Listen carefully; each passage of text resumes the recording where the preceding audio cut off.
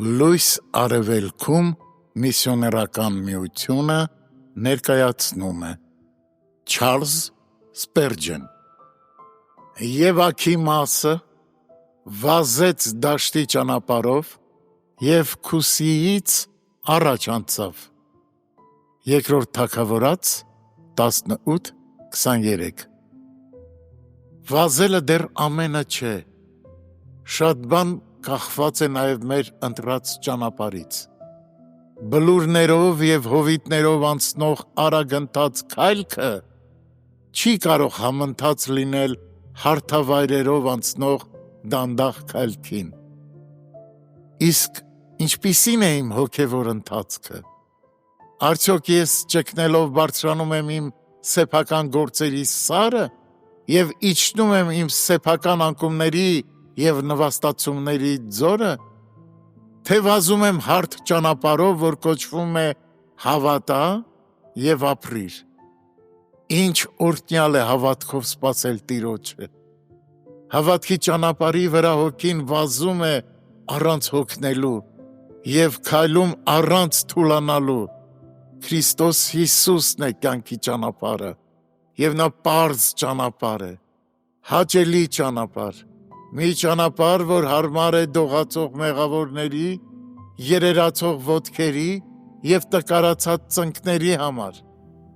Արդյոք ես այդ ճանապարհի վրա եմ, թե այլ ճանապարհով եմ ընթանում, որը կրոնավորներն ու գիտնականներն են առաջարկում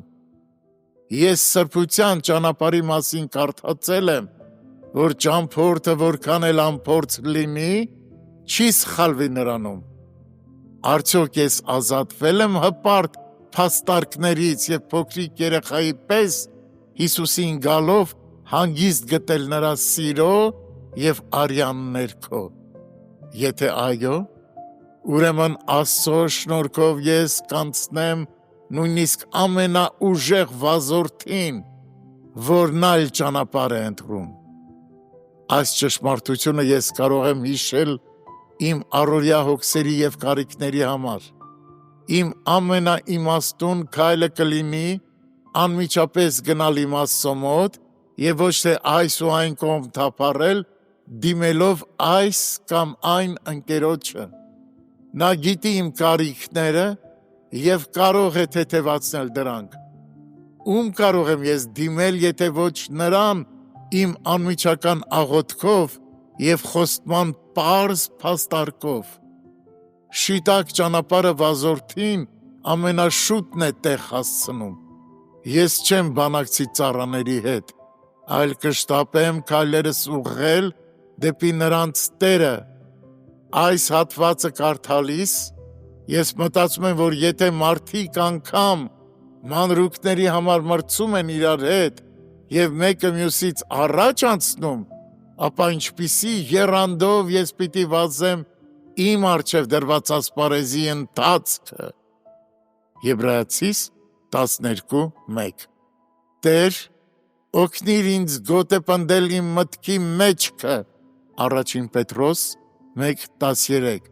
և առաջ շարժվել դեպի նպատակը Աստծո վերին կոչումի մրցանակը Քրիստոս Հիսուսում